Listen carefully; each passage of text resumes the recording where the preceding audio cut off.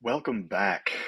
We are now moving into week 5, in which we're going to start having some of my favorite discussions of the semester.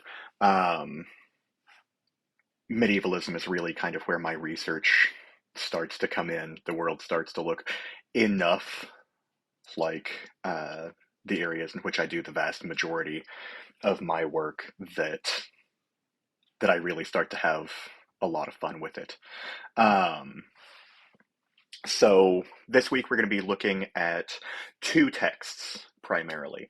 Um, One, Beowulf. You may or may not have read that one before. It's relatively popular in AP English high school curriculum. The second one, Canterbury Tales, tends to be covered a little bit less often. We're not reading the full text of the Canterbury Tales by any stretch of the imagination. We're only reading the general prologue. Um, and then one section from The Wife of Bath, which is one of the best known um, from the Canterbury Tales. Even if you haven't read that one directly, you've probably seen things that have been inspired by this particular story.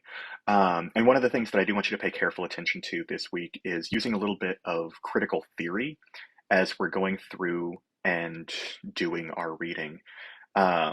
Very particularly looking at the structures of power that happen in Beowulf. One of the central themes of Beowulf is the idea of community, forming and keeping community. Um, and our first two monsters that we're going to see are people who are removed from that one, creatures that are removed from community and kind of antithetical to the idea of community. But ableism actually plays a very important role in this one simply because if you look at the character of Grendel, um, he he displays a lot of the stereotypical signs of autism, like the most stereotypical, most severe signs of autism, and that can kind of give us a hint as to who would be ostracized from from that particular community. The other one that I want you to look at, Canterbury Tales, specifically looking at the Wife of Bath story, is this is going to jump right out at you guys anyway, so it almost feels silly for me to say it, but I want you to look at this one from a feminist lens and look at